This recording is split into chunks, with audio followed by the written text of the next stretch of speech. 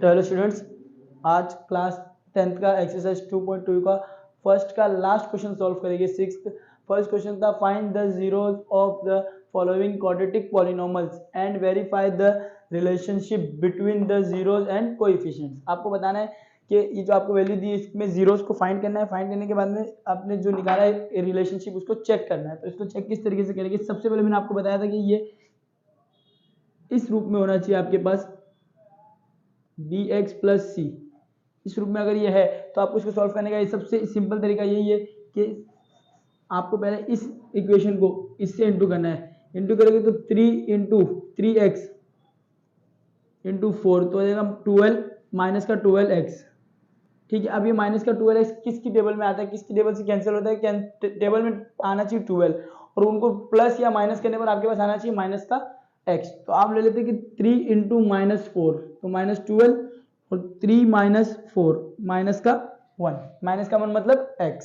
तो ये इक्वेशन आप इसमें ले सकते हो। आप ले लेते हैं 3x square as it is रहेगा, ये 3 प्लस का है प्लस 3x फिर माइनस 4x और फिर माइनस 4।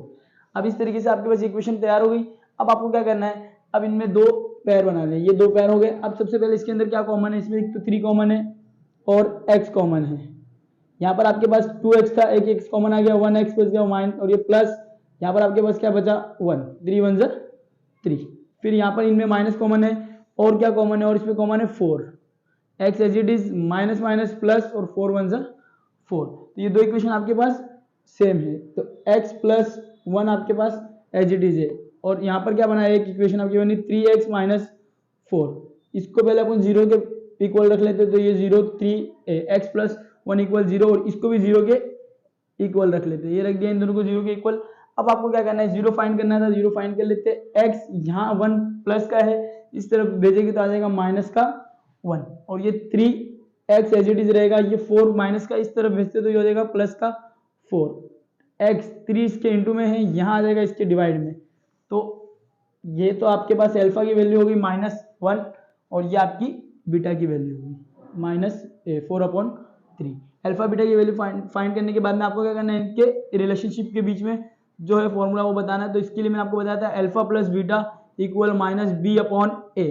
अब आप बोलोगे a b और c किधर से फाइंड करना है? तो a b और c आपको कुछ इस तरीके से लिखना है। a तो ये रहा आपका 3, b -1 और c -4।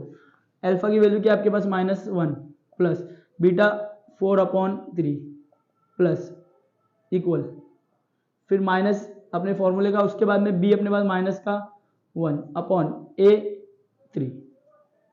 इसके नीचे 1 ऐड करते तो इनका एलसीएम लेके एलसीएम आएगा 3। 1 की टेबल में 3 टाइम्स 3 को 1 से इंटू करेंगे -3 प्लस 3 की टेबल में 3 1 टाइम 1 को 4 से इंटू करेंगे 4 और इनमें से minus common 1/3 plus minus minus 3 में से 1 माइनस करेंगे माइनस का 1/3, 3 में से 4 माइनस करेंगे माइनस का 1 और ये माइनस का 4/3। तो ये इक्वेशन तो अपनी इक्वल आई।